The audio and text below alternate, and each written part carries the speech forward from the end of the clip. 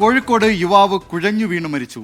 മലപ്പുറം കരിപ്പൂർ പുളിയമ്പറമ്പ് സ്വദേശി സൈനുൽ ആബിദാണ് മരിച്ചത്. സൂര്യാഘാതമെന്നാണ് സംശയം. വിവരങ്ങളുമായി കോഴിക്കോട് നിന്ന് വർഷ ഗിരീഷ് ചേരുന്നു. വർഷ, എന്തൊക്കെയാണ് ഈ വാർത്തയുടെ വിശദാംശങ്ങൾ?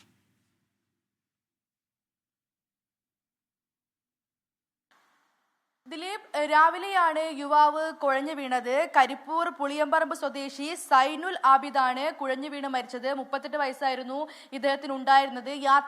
കരിപ്പൂരിൽ വെച്ച് തന്നെ യാത്രാമധ്യേ യുവാവ് കുഴഞ്ഞു വീണെന്നതാണ് ലഭിക്കുന്ന വിവരം. ഉടൻ തന്നെ കോഴിക്കോട് മെഡിക്കൽ കോളേജ് ആശുപത്രിയിലേക്ക് കൊണ്ടുപോവുകയായിരുന്നു. എന്നാൽ ആശുപത്രിയിൽ എത്തുന്നതിന് മുമ്പ് തന്നെ മരിച്ചു എന്നുള്ളതാണ് ലഭിക്കുന്ന വിവരം. നിലവിൽ എന്തായാലും മൃതദേഹമുള്ളത് കോഴിക്കോട് മെഡിക്കൽ കോളേജ് ആശുപത്രിയിലാണ്. എന്തായാലും പോസ്റ്റ്മോർട്ടത്തിന് ശേഷം മൃതദേഹം ബന്ധുക്കൾക്ക് വിട്ടു നൽകും.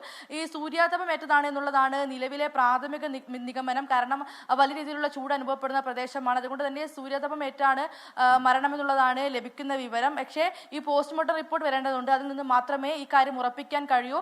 ഹൃദയസ്തംഭനം ഉണ്ടായെന്നുൾപ്പെടെയുള്ള കാര്യങ്ങളും സംശയമുണ്ട്. എന്തായാലും സൂര്യാഘാതമേറ്റുള്ള മരണമാണോ ഇതെന്ന് അറിയണമെങ്കിൽ പോസ്റ്റ്മോർട്ടം റിപ്പോർട്ട് പുറത്തു വരണം.